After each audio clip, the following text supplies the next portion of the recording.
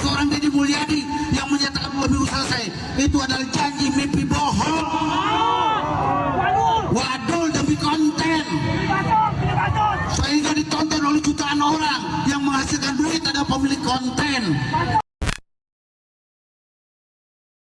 Assalamualaikum teman-teman. Ya, lagi heboh nih. Ya, salah seorang yang katanya ketua LSM ya, Lodaya di Karawang. Ini melakukan demo besar-besaran, teman-teman, ya. Tetapi di sini ya, bukan demonya yang saya ingin kritisi, tetapi bagaimana orang ini melakukan orasi. Sebab kalau kita mendengar nanti ini itu sangat tidak pantas. Pakai logika pikir, Pak. Dibangun oleh kelas C kekuatannya 8 ton. Kendaraan yang melintas 24 ton. Mana mungkin tidak ambrol? Mana mungkin tidak ambrol? Karena bupati lebih dari kekuatan. Bahkan kalau hari ini ada pembiaran janji jadi politik oleh seorang Deddy Mulyadi yang menyatakan pemilu selesai. Itu adalah janji mimpi bohong. Wadul demi konten. Sehingga ditonton oleh jutaan orang yang menghasilkan duit ada pemilik konten. Hari ini tetap orang Loji tidak bisa ke Karawang, orang Karawang, orang Pangkalan di hilirnya tidak bisa ke Loji. Itu. Kenapa? Yang lebih merawatkan mereka yang butuh penanganan khusus, orang sakit, orang yang butuh dioperasi. Karena jembatannya ambruk, harus muter ke Purwakarta, harus muter ke Cariu. Itu kan berisiko tinggi bagi yang perlu penanganan segera. Maka saya sepakat, saya sebagai ketua LSM Jawa Barat Banten, saya juga orang Loji, menyatakan sepakat dengan teman-teman yang ada di berkumpul sini. Mari kita wakafkan diri kita untuk berjuang demi lingkungan kita. Ini kalau wilayahnya masuk Kabupaten Karawang. Nah, kecamatannya Pangkalan, desanya Taman Sari. Namun di balik pagar itu adalah Sungai Cibeet, itu udah masuk Bekasi. Jadi PT Jusin ini yang memproduksi semen Garuda ada di wilayah Bekasi, tapi pintu gerbangnya di Karawang. Nah, yang menikmati pajak ya Bekasi. Karawang hanya kebagian kemacetan, kekebulan, jalan rusaknya aja. Kita demi memenuhi perut-perut mereka. Mereka lupa di sini kan negerinya. Enggak, ini kan persoalannya. Ini kita ke demo ke PT-nya. Ini kita bukan demo ke Kang Deddy. Pak, jangan salah paham. Ya, kalau udah berhenti jadi pejabat itu pribadi-pribadi. Tidak mungkin kita mintai pertanggungjawabannya untuk mencabut izin. Pasti ke gubernur yang baru. Terus Merupakan tempat habitat hewan-hewan yang tersisa di Kabupaten Karawang. Ada monyet ekor panjang, ada kacang tutul di sana. Dan hari ini mereka akan terusir karena ada tambang di sana, Bang. Orang Bekasi juga nggak mau dilewati armada PT Jusin, mereka juga nggak mau jalan rusak. Jadi yang jadi korban ini Karawang. Dari 30 anak perusahaan untuk merusak tambang dan merusak alam di Kabupaten Karawang. Aksi unjuk rasa warga ke PT Jusin. Hasil bertahan, 32 lainnya akan beroperasi juga, Bang. Jadi kita akan mati-matian mengusir Mas Budi Belitung dari Kabupaten Karawang. Tuntutannya satu, tutup tambang, cabut izin tambang PT MPB, anak perusahaan Jusin, tambang kapur. Kedua, perbaikan jalan Badami Loji yang memang banyak rusak di mana-mana akibat armada yang melebihi tonase dari PT Jusin. Ketiga, percepatan jembatan Cicangor yang kemarin runtuh. Nah, kebetulan itu leading sektornya adalah pemerintah provinsi. Oke, teman-teman ya. Bagaimana tanggapan kalian? Ya. Ada yang memberikan tanggapan tuh bahwa katanya demo ini ya bukan ke Kang Deddy Mulyadi, tetapi ke perusahaan. Ya. Ini menjadi masalah, teman-teman. Ngakunya demo kepada perusahaan, tetapi kenapa nama Kang Deddy Mulyadi itu dibawa-bawa? Ya, ada apa? Ya, kenapa selalu seakan-akan Kang Deddy Mulyadi itu ya selalu disalah-salahkan seperti itu? Apalagi katanya itu ngaku ya paling peduli lingkungan. Ya, kalau kita mau membandingkan antara gubernur Kang Deddy Mulyadi dengan gubernur lain, ya tentu kita bisa adu, teman-teman. Ya, persoalan ya peduli terhadap lingkungan. Ya. saya nggak mau mengkritis atau tidak terlalu tertarik ya untuk membahas secara substansi demonya itu, enggak. Tetapi yang saya ingin kritiki di sini, yang ingin saya pertanyakan adalah kenapa pada saat Anda demo sampai bawa nama Kang Deddy Mulyadi, apalagi sampai ada tuh bahas-bahas tentang konten-konten ya menghasilkan ya, uang banyak dan lain sebagainya. Apakah hal seperti itu etis, teman-teman? Kita sampaikan pada saat ya melakukan orasi. Ya. Kalau seperti itu sudah masuk ke ranah pribadi namanya, bukan ranah ya, kebijakan publik. Ya. Berapa kali kami katakan persoalan konten-konten, saya rasa itu semua hak orang.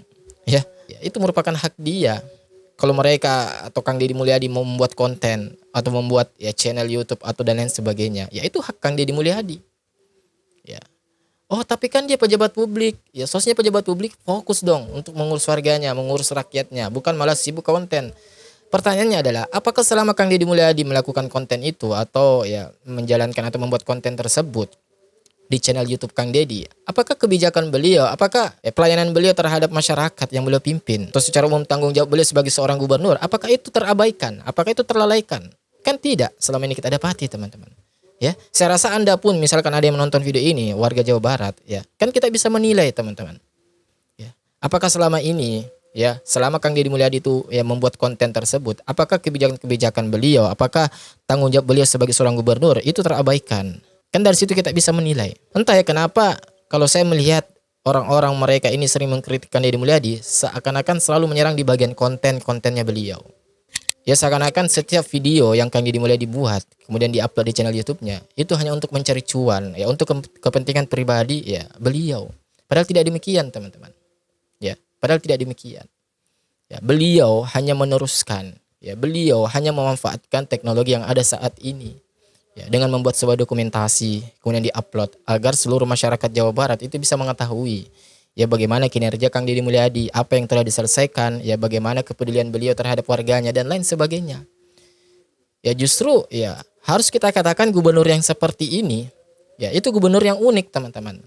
Sebab ya kalau kita mau jujur-jujuran, tidak semua pejabat publik ya di usia seperti Kang Deddy Mulyadi itu ya memiliki jiwa jiwa konten kreator, ya, jiwa kreativitas yang tinggi. Apalagi ya jiwa yang dalam kutip melek teknologi. Enggak semua, teman-teman. Ya enggak semua. Sosok Kang Deddy Mulyadi selain beliau itu ya memiliki jiwa kepemimpinan yang baik, tanggung jawab, kemudian empati yang tinggi terhadap masyarakat yang beliau pimpin. Beliau juga di sisi lain memiliki jiwa-jiwa ya konten kreator, ya, jiwa-jiwa kreativitas. Ya, beliau bisa memanfaatkan teknologi yang ada saat ini dengan sebaik-baik mungkin. Ya. Coba lihat kalau kita lihat konten-kontennya. Ya, membantu warga, ya peduli lingkungan, kemudian gebrak sana gebrak sini, ya, gerebek rumah-rumah warga yang beliau pimpin untuk melihat bagaimana keadaan warganya.